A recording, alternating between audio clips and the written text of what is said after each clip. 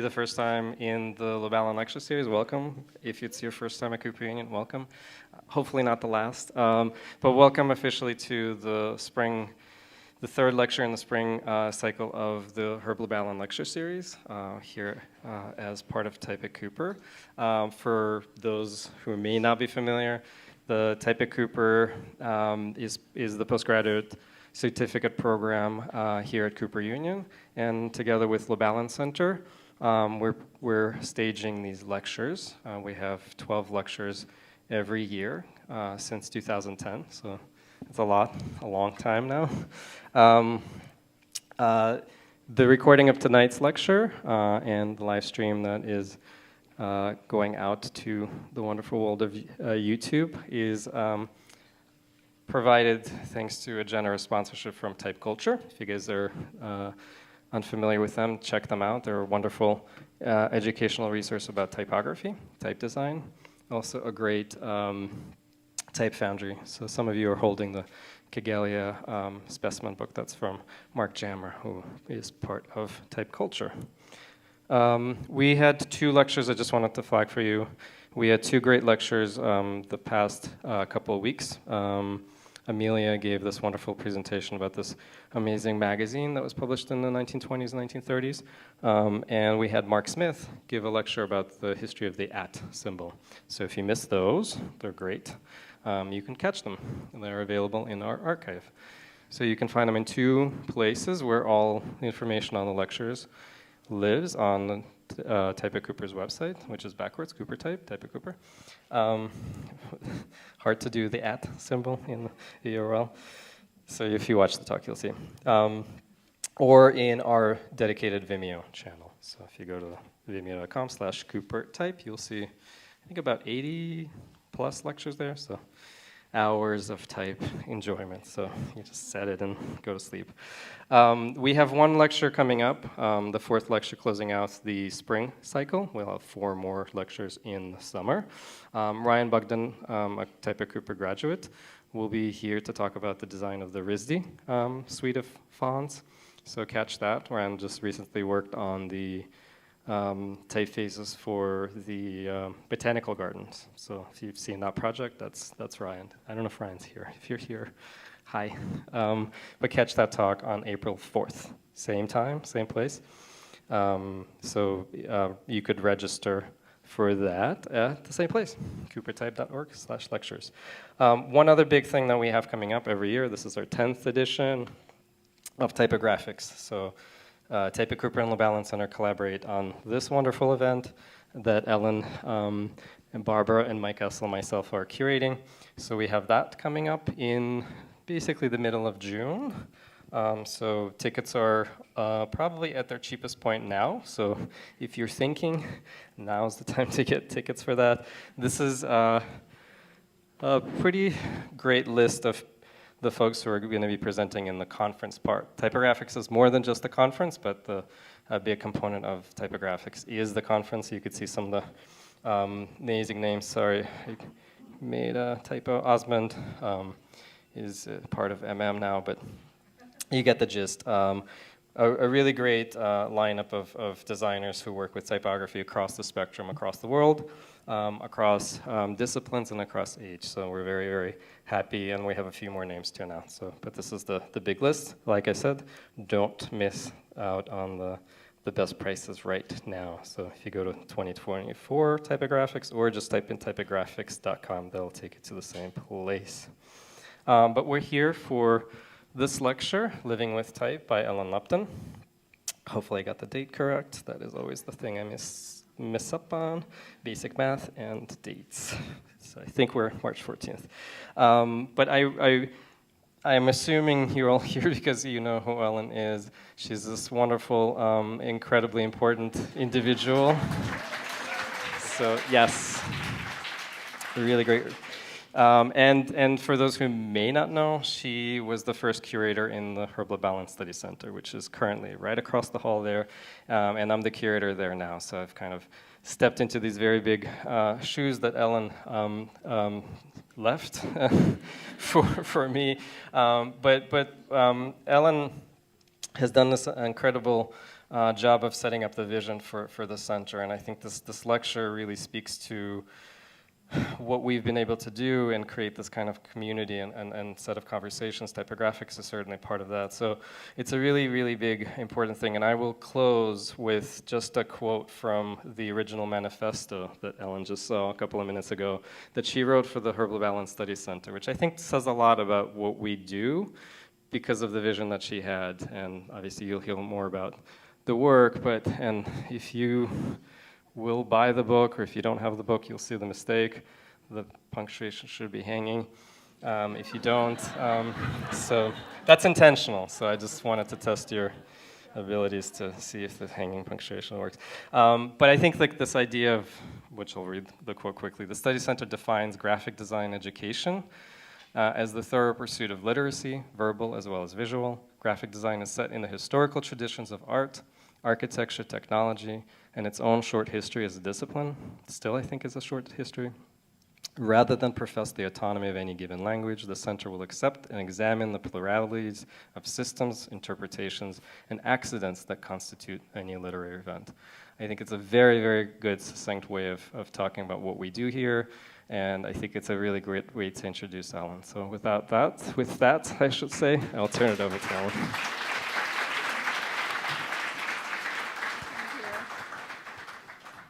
I actually want to call attention to this quote because I wrote this almost 40 years ago, and I like to think that I'm a little less pretentious now. I've been working on that. So that is very cute to see.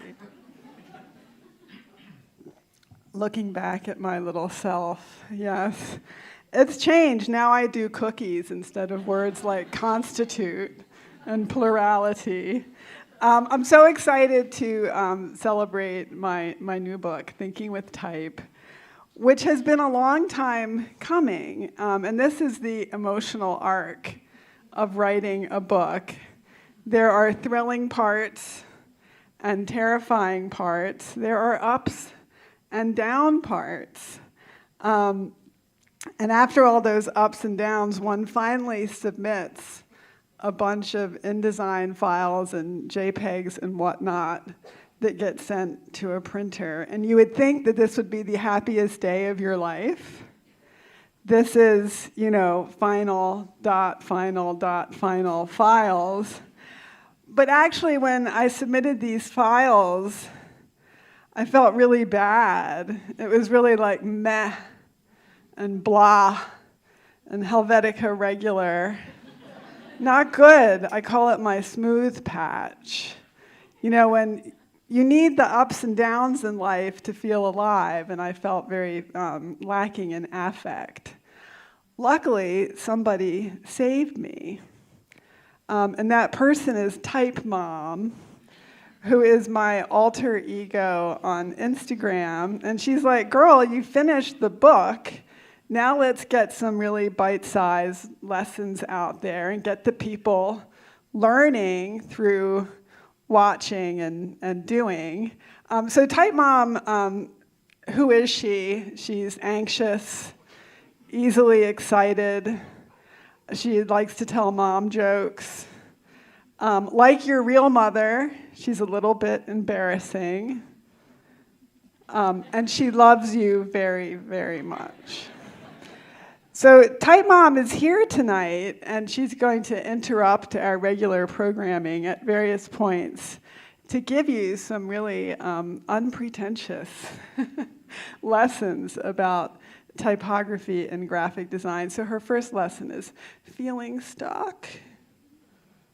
Oh no, are you feeling stuck? Creative energy has natural peaks and valleys. Study your own process. Are you an experimenter or a completer? Try some of both. Have you found your flow? Find the space between boring and scary. A well-defined project tells you what to do next. Do what you love, not just what you think is important. Keep your work in perspective. A big project is just a bunch of little projects. Still feeling stuck? Take a break. Talk to a friend. Some of your best ideas will come when you're not even thinking about them. Be kind. Accept your upbeats and downbeats to find your flow. She always sounds like she's going to cry. I promise I won't. So Type Mom saved me, and hopefully she can save you too. And so this lecture also has an emotional arc, some ups and downs. In the beginning, I'll tell you how I came to discover typography here at Cooper Union. And in a typical rom-com, this would be like the whole movie, but actually, for some 40 years, I kept being interested in typography, and it was kind of fun and intriguing. So I'll tell you a few things that I learned. And then there's going to be a really sad part, because in rom-coms, there's always that part where everything is, really bleak, and it looks like it won't work out, so we'll talk about that. And then finally, it will be over, and we'll have dessert. Okay, so I promise to bring it way back up at the end. Okay, so Woman Meets Typography. I went to Cooper Union in the early 1980s in this building across the street. There's a beautiful cross-section of it. And I thought I would be a painter, and these are some of my paintings from my freshman year here at Cooper Union. And I really had no idea what graphic design was, but I was intrigued but skeptical, as painters always are. And I met this intriguing artist and designer and sculptor, Abbott Miller. This is him on the roof of the foundation building, and no, he did not fall off the roof. He's here tonight to tell the tale in the front row. And we became very close friends, and we became those annoying students that I hope I don't have, who simply question everything and always have a different angle. And again, we were skeptical about graphic design, but intrigued.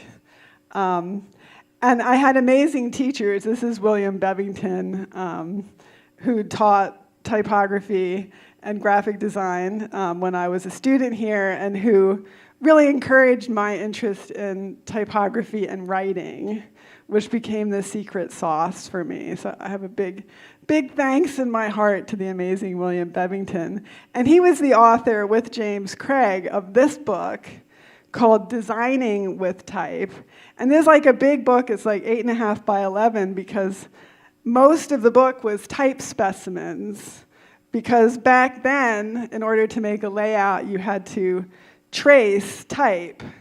And so to make this a really useful hands-on textbook, it had all the type in it, all 5 typefaces that you might possibly need in all different sizes. And now you might think that the skill of tracing type out of a book is completely obsolete and useless. But any old person will tell you, no, this is a very valuable skill. And I have recently applied it to creating type out of chocolate. So basically, you reverse the type and then trace the type in melted chocolate. And you basically made this piece of press type that you very gently impose upon your cake. And you lift it, and you have beautiful typography. So very useful. And without William Bevington, I never would have known how to do that. So these are and are wonderful books, the books that we had as students at Cooper Union.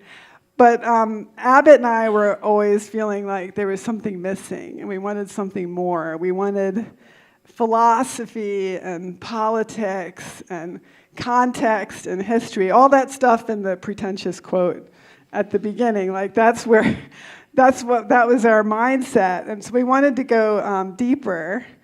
And I had the good fortune of becoming curator at the Lubalin Center. I basically never left the building. In fact, I'm still here at this moment. And I got the privilege of exploring typography from lots of different angles. And Abbott and I published this book about the Bauhaus here at Cooper Union. It was our first actual book. And it's still in print after almost 40 years, so that's kind of cool. And then I became a curator at Cooper Hewitt and got to look at design in a much kind of bigger, broader lens. Had to be a little bit less nerdy with the type stuff. And it was when I started teaching at MICA in Baltimore, and I have some amazing MICA alums here from several generations. Thanks for being here. Yay, MICA! Woo! Yay, Cooper, too. I really made this book because I was teaching typography, and I was thinking back to my days of being a student and wanting a little more context. So thinking with type was about how and why, not just do this, but why, and theory and practice. So it all kind of came together in this one book. And it hit a nerve. Has been very successful, and there were various editions of it. And I love this slide because it looks like ice cream. Everything looks like ice cream to me now. And this new edition is like really new, really different, really expanded. And I'm going to tell you about some of the stuff inside.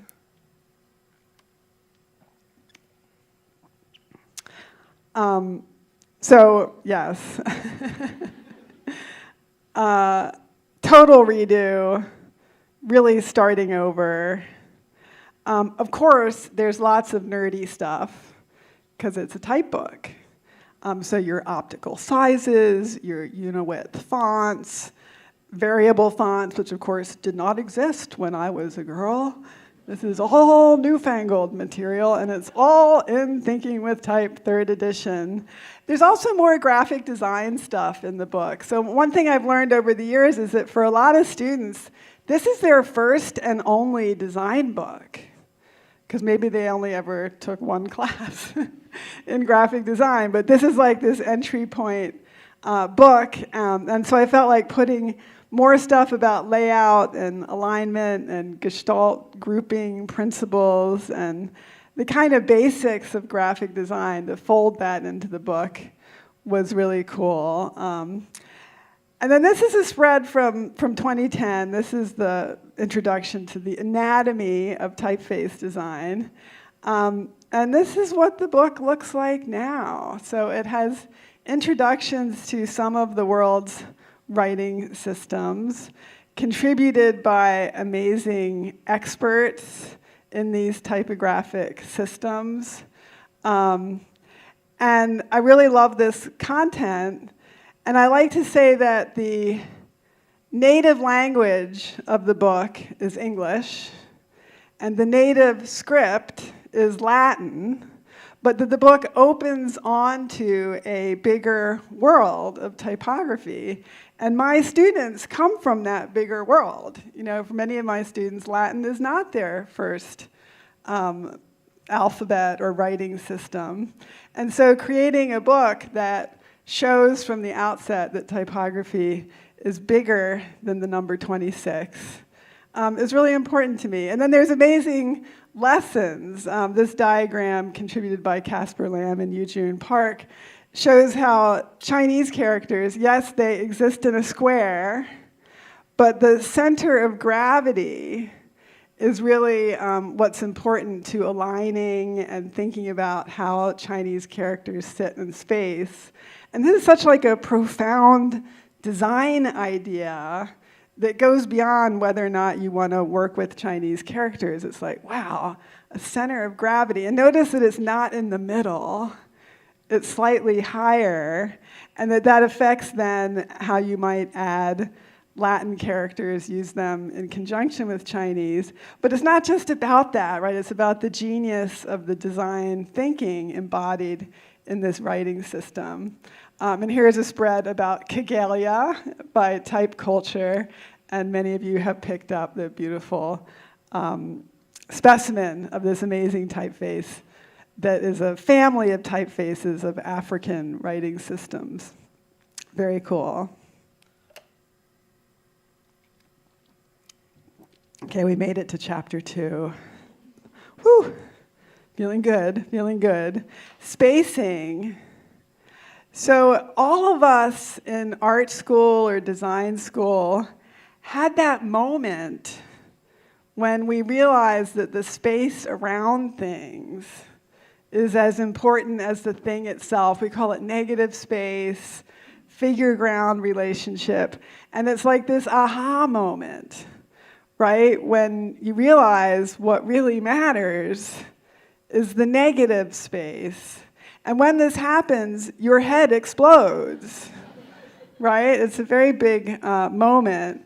And in typography, this is so key to what we do with type. And these two amazing books by Walter Ong and Jacques Derrida are about the physicality of space and how space shapes typography from the inside out, and how there's a politics and an economics to that. So I highly recommend advanced reading. After you finish thinking with type, try these. These beautiful spaces are from Micah's Globe Press, and they look like brownies, and they will be. I'm working on a series. So I want you know, it's kind of a curse. So I called tonight's lecture Living with Type because I knew that most of us in the room are living with type. You know, it's a condition, but we can have happy lives. So imagine that you're walking down the street looking for brunch like any normal person, and you see Jane, and you want to help Jane, and you speak to her, but you can't remember, should you offer her metric kerning or optical kerning? So you pull out your copy of Thinking with Type, and you look up the section on kerning, and you realize that, yes, in most instances, we would want to use metric kerning, because that's what the type designer intended, and they're very smart, and they know better than mere graphic designers how a font should be kerned. However, when you have 27,000 point type like Jane has, this might be your situation to try optical kerning. And Jane looks at you and she looks a little worried, and then she sees your book.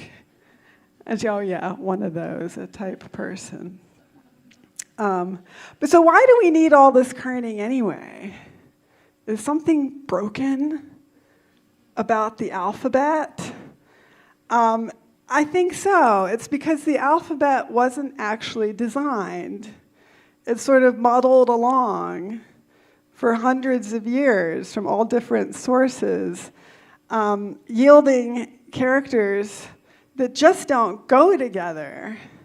They're different widths, some have curves, some have straight lines, and it causes all this difficulty for us, the graphic designers, trying to make it look good, and the typographers making all those kerning tables. All this stuff, all this fussing over space is to make this supposedly magical alphabet just, they're workarounds, right? Work a little better. So I want you to imagine if a graphic designer had invented the alphabet, if this was a client job. Okay, so some Phoenician poet talks to her accountant and says, yeah, numbers are cool, but what if we had a set of symbols that turned all the sounds of language into, say, between 20 and 30 symbols. I think the sweet spot might be 26.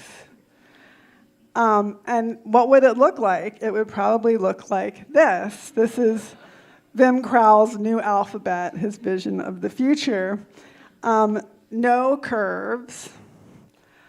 All the letters occupy a square. No kerning, because it's monospace, problem solved. Okay?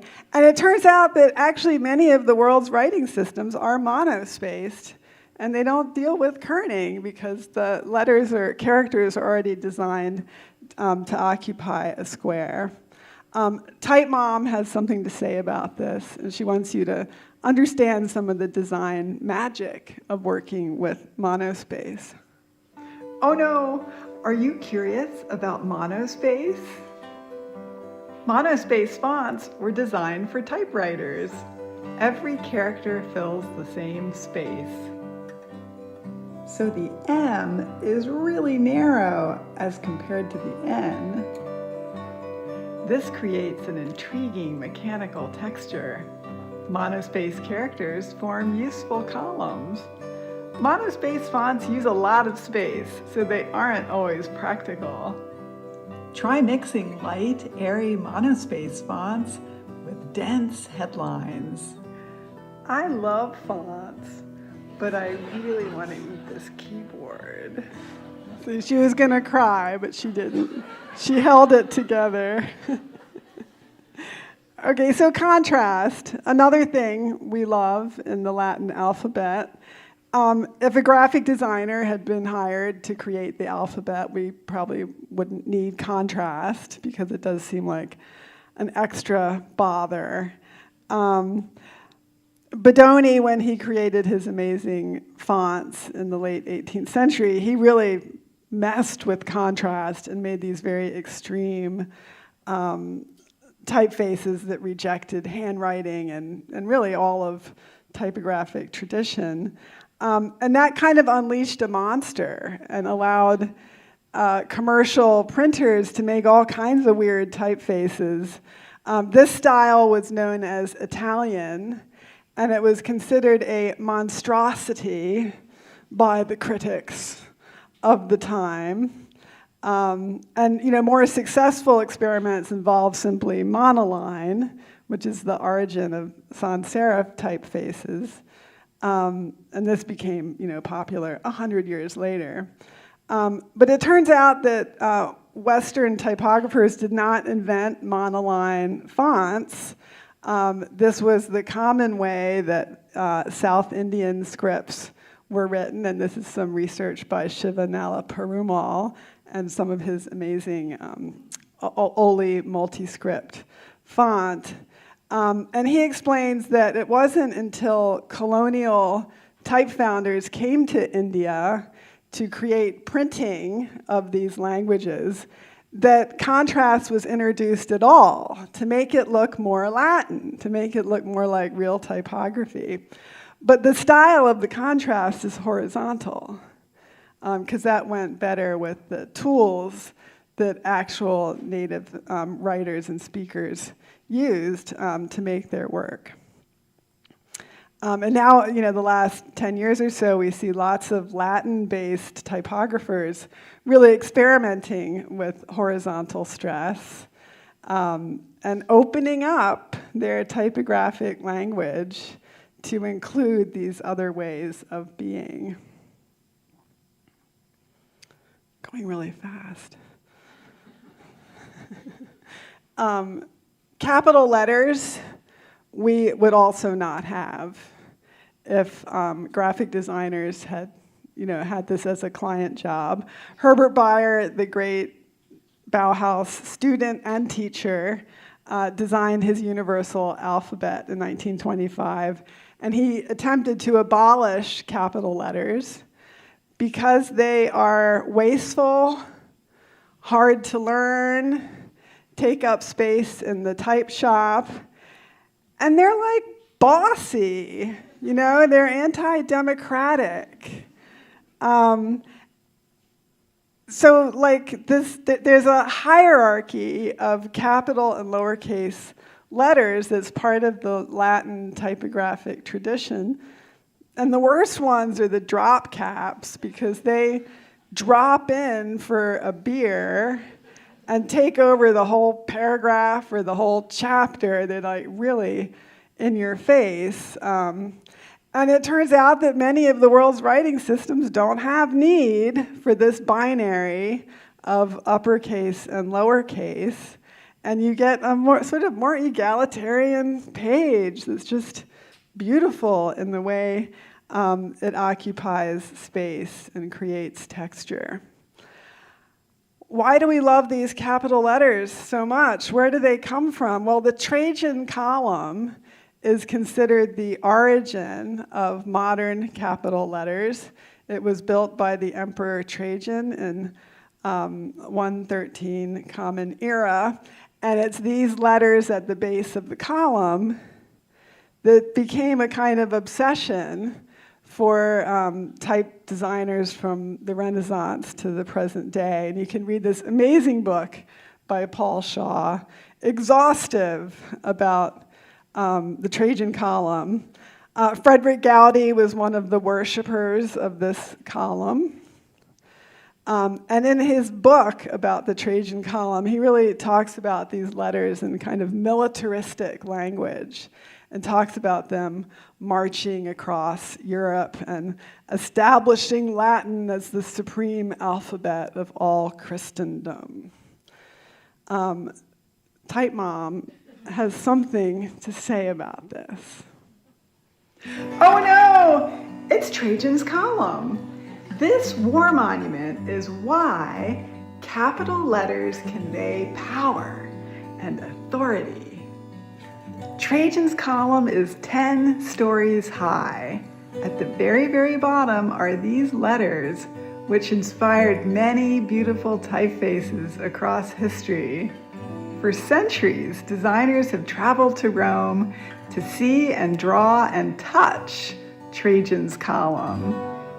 Recently, I went to Rome to see Trajan's column myself. Today, you can't touch the column, but seeing this giant monument made me feel the connection between power and capital letters. The Roman Empire spread these carved letters across Europe, showing dominance. Writing in all caps suggests power and strength. Lowercase brings it down a notch. Typography is power. Use it wisely.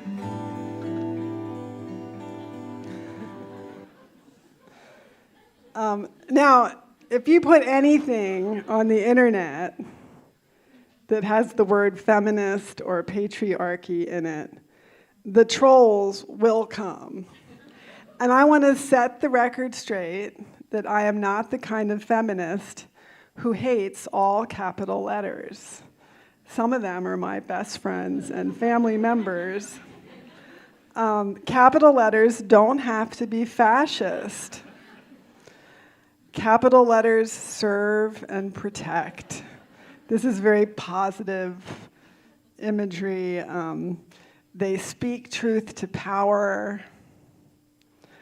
But the kindest, gentlest capitals are small capitals. They kind of want to play nice with others, be in the sentence, not on top of the sentence.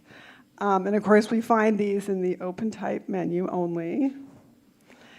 And I am starting a GoFundMe campaign to rename them and celebrate their special identity and spirit. And of course, she's back. I hope it's not too much. She wants you to know a little bit about small caps. Oh no! This email is all caps. Someone must be mad at me. Caps don't have to be rude. Small caps are similar in height to lowercase letters. Small caps have beautiful square proportions. Caps, small caps, lowercase. Small caps promote peace and happiness. Look for small caps in the OpenType menu. If your font family doesn't have small caps, your software can fake it by shrinking big letters. Uh-oh, these fake caps don't match. Please, don't try this at home. It's very important stuff. Okay, we got to the sad part. Whoa, that's great. Death. We're going to talk about widows. So in researching this book, I became interested in some of the language we use to talk about typographic errors, and to kind of question its meaning, its clarity, and its shittiness. Okay, so a short line at the end of a paragraph is referred to as a widow. We call an orphan a paragraph that starts at the bottom of a new page or column. And I swear, my entire adult life, I have worried about confusing these two terms, like that I will be exposed once and for all as a fraud because I can't remember the difference between a widow and an orphan. And so imagine the light bulb when I realized it's not about that, it's about the language. Why are we using this language to describe errors in typography? And I was very excited to read the research of Britta Lindvall-Lightman and Alexandra Falagara, who are in Sweden and have studied these patriarchal terms.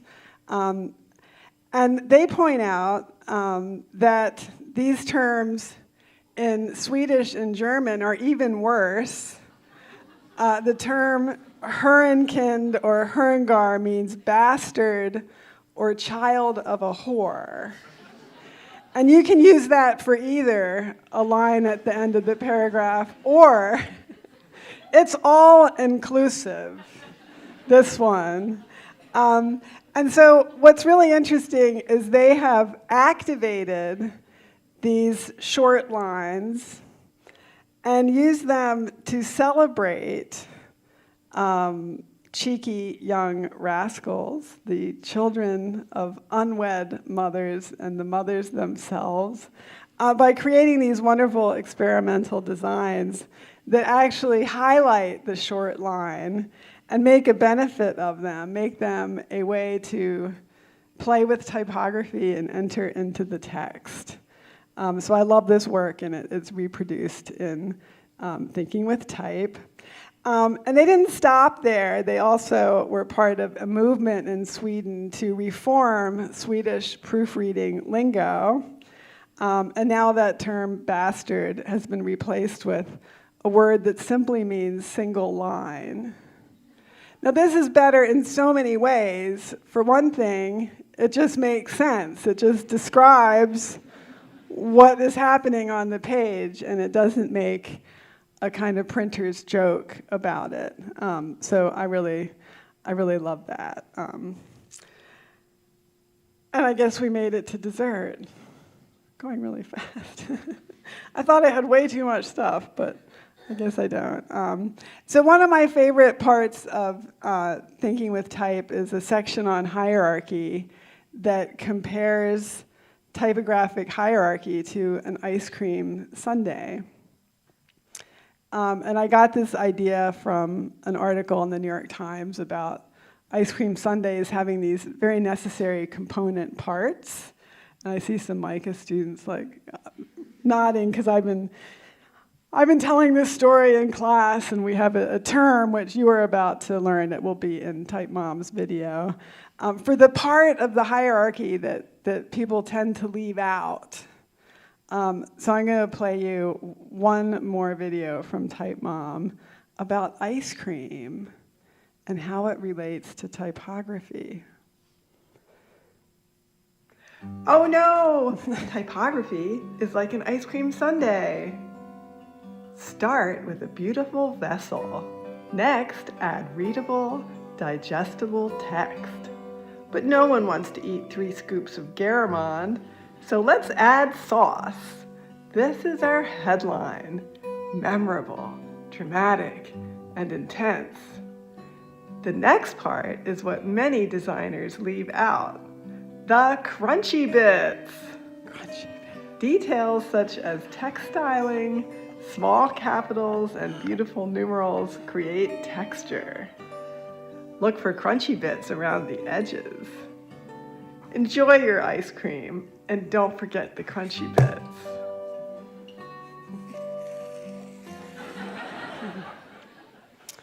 So that's the big technical term that you'll learn tonight. I know everybody knows what kerning is, but you may not have heard about crunchy bits as an essential feature of typography.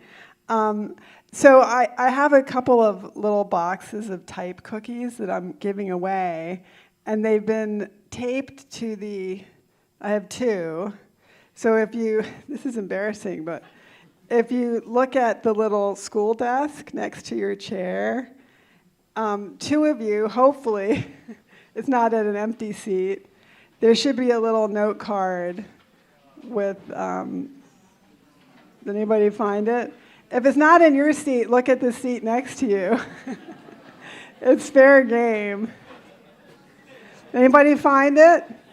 Yes, I see a winner. Everybody's a winner in typography. And there should be one more. Yes, okay, they were both located. I really would cry if I had to take those cookies home. I've been working on a series of zines called Baking with Type, together with my friend Jennifer Tobias, who does these beautiful illustrations. And we have some free copies of the first edition, the first batch of Baking with Type. And so I've been having a lot of fun with this, looking for the overlap between graphic design and cookies and cake. It's endless, so brace yourself. It's going to be a very long series.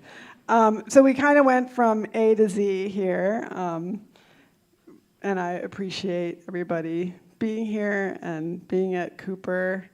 And there's going to be a little book signing out in the lobby. The book is discounted, of course, for you special people.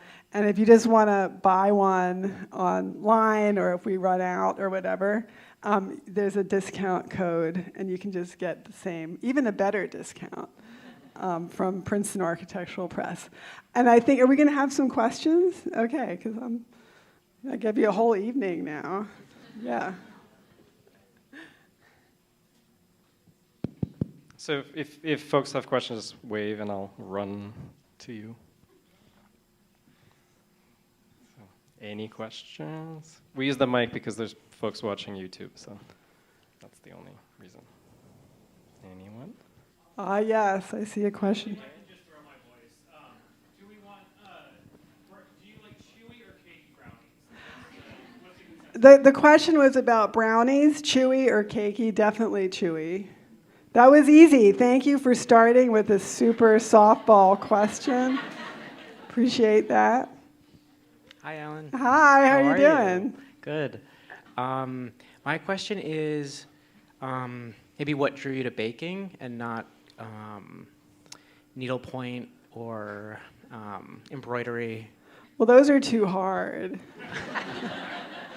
Baking is like you do it and then you give it away. And all that embroidery, like how many pillows can a person have? I think in my house we already have a surplus of beautiful pillows. So baking is like you do it, you try it. If you mess it up, you just try it again.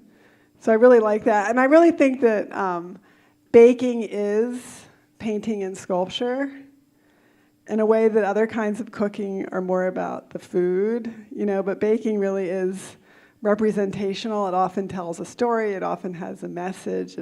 It's often shaped to look like something else, like Santa and whatnot. So it's become a really fun medium for me.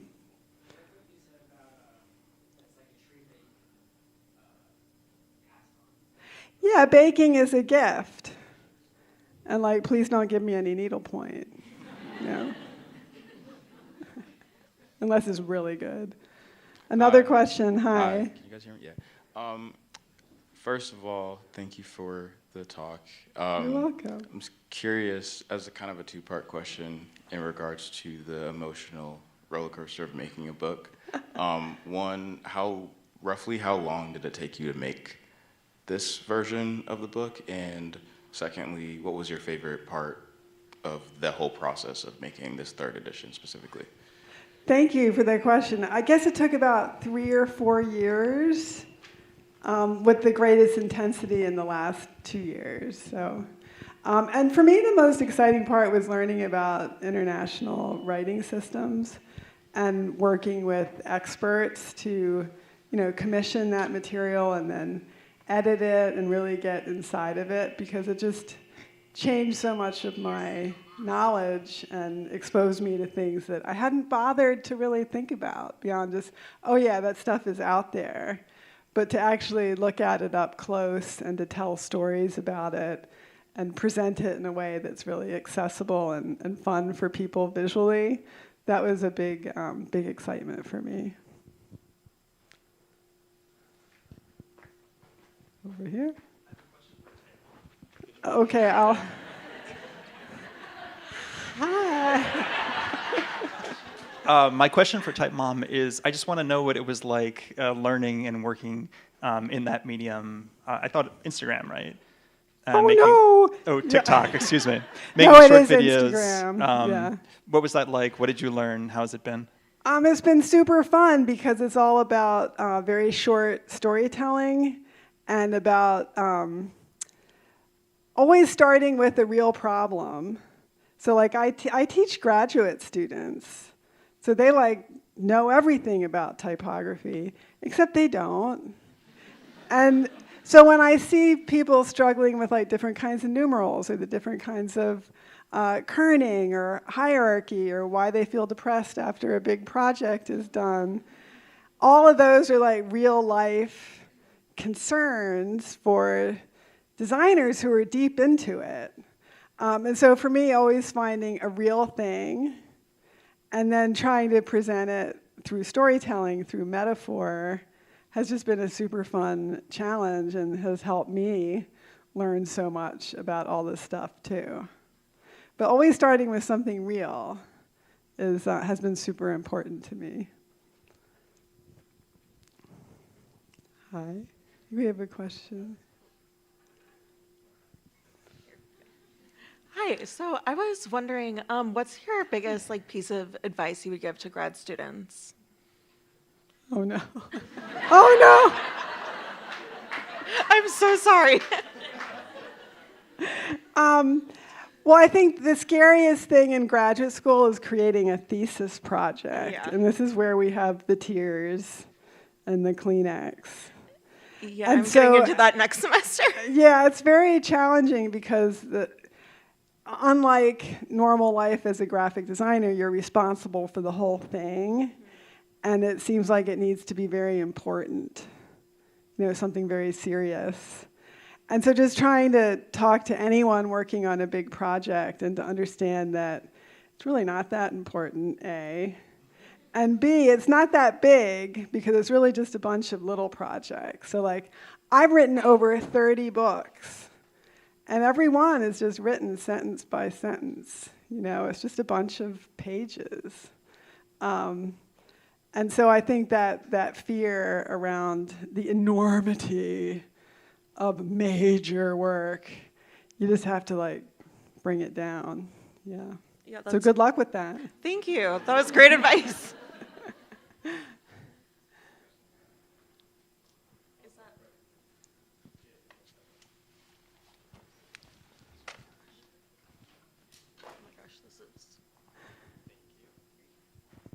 Who had a question?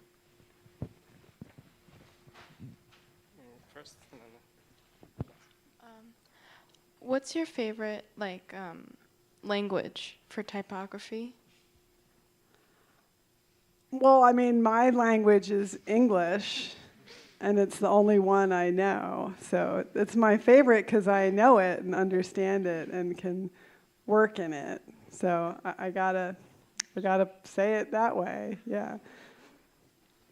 But I think it's messed up. Yeah. What's your favorite, visually?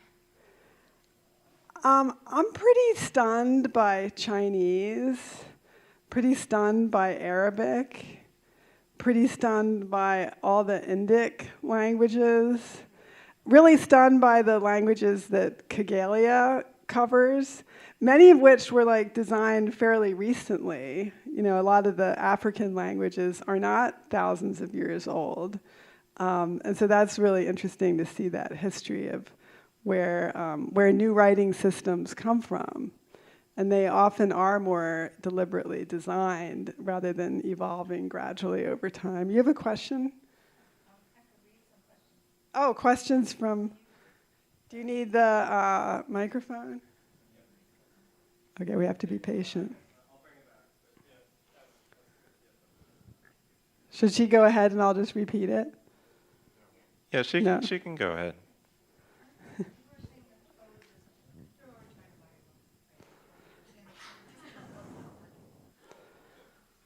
Oh no!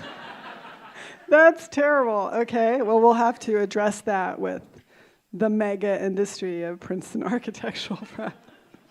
I might have spelled it wrong.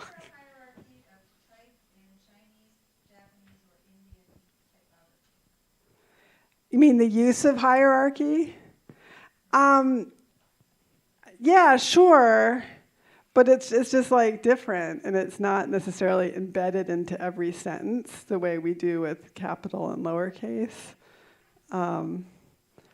There's some stuff about that in Whale Marcos's piece about Arabic typography, and how, because there's no italic, different script styles will be used for contrast. It's like Roman italic is another binary that's completely unique to Latin, and it just doesn't exist in most other writing systems. So there's other ways to create those marks of difference. Uh-oh.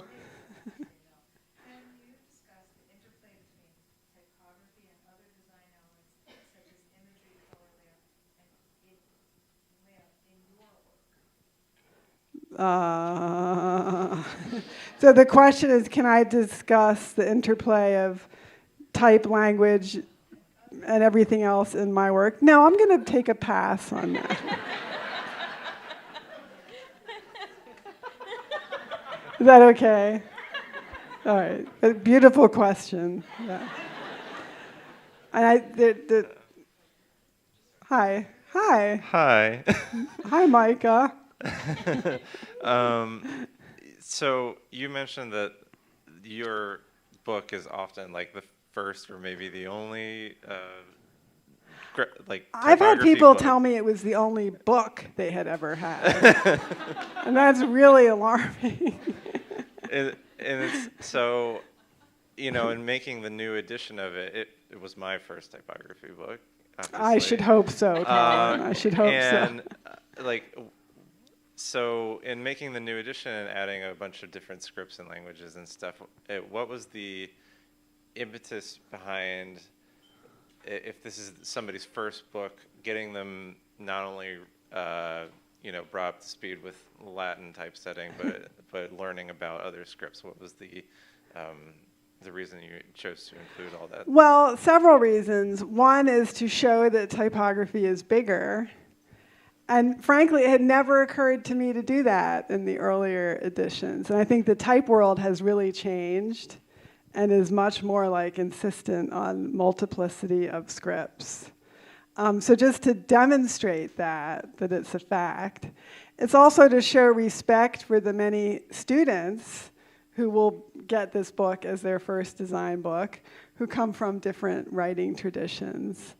And to see that, typography isn't just defined as Latin only, get with the program.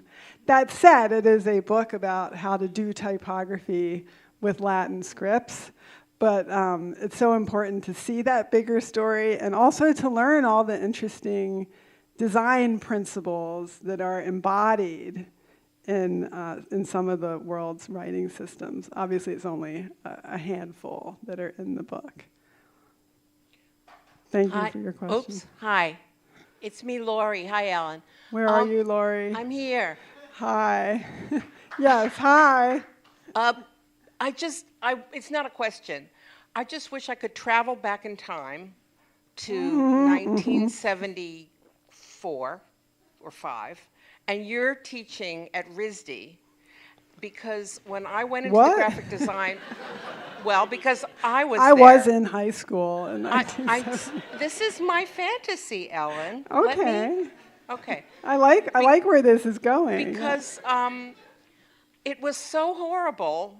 I went into graphic design because into the graphic design department there because I loved typography and letterforms the way that you do. They killed it for you.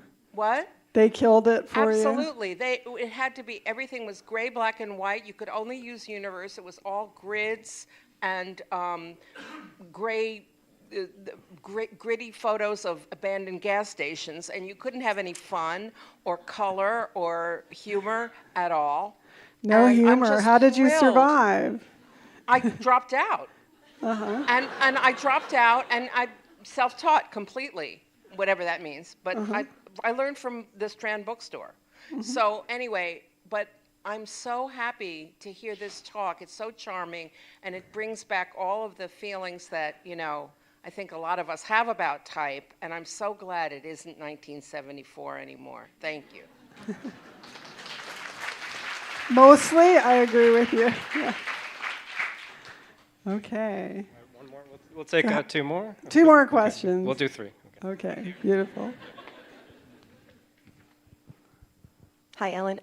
Hi. So through your career, you've had a through line of design, but you've managed to like get your hands into other things like curation, baking, obviously. So like, as someone who's been in my career about 20 years and is a little burnt out with the just streamlined design, what sort of insights do you have for someone who's trying to like adapt their other interests into their creative practice? And I don't really know what my question is, but Well, you have to kind of find projects. How did you network? How did you get yourself out there into these other spaces outside of this like cross section of design?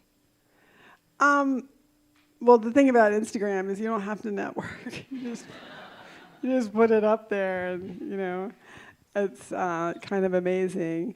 I think you find projects that feed you. You know, so like. When my kids were younger, I did a book called DIY Kids that was designed for kids and my sister's 4 children were the guinea pigs. One of them has survived and sitting here tonight, son of Type Mom here. Just like finding ways to like use the life around you to like, hey, how could that relate to graphic design? I mean, that's what I've always done. So, have fun doing that. Okay, I think there's another. Okay. Hi, Ellen. I have a question about the international writing system. Yeah. So let's say there is a writing system that is not like studied in context of like modern graphic design or like in general. Like, right. I know there's many thousands. And I have like one of like my own native like writing system that I really want to study. What would you say is the best place to start from that? Because it's like historically like kind of like vanished. What is the writing system? It's Mongolian, traditional Mongolian writing system. So it hasn't been like used like mainstream since 1940s. So what would you? And are you able to read it? I'm able to read it, yes.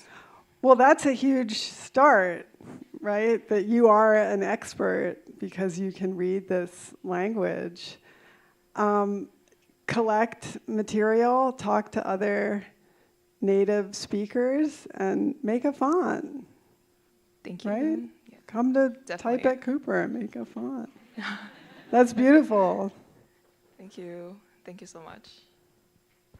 All right. I think we had one here.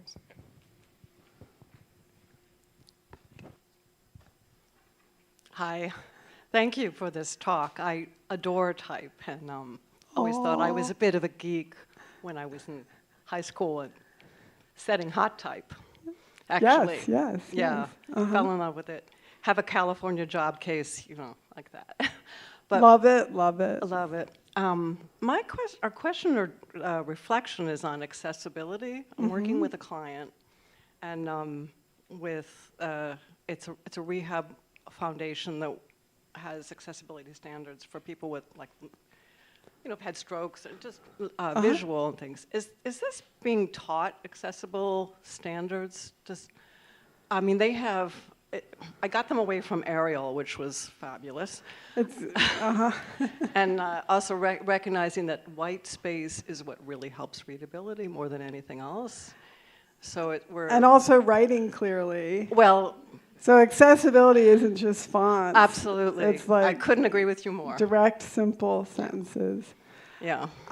It is being taught, especially in programs where there's someone really dedicated to it. Like Taekyung Lee is doing a lot with accessible design at University of Wisconsin-Madison. And there's, people who are making it a point to really teach about it. But I think it often gets overlooked. Yeah. So good that you're doing that. Yeah. Great. Thank you. Okay. Is that it? So if you want a book, or if you already have a book, I'm delighted to sign it. And we have some copies of Baking with Type and Kigalia, and those are free. So we'll see you out there. Thank you so much, everyone. It was so much fun.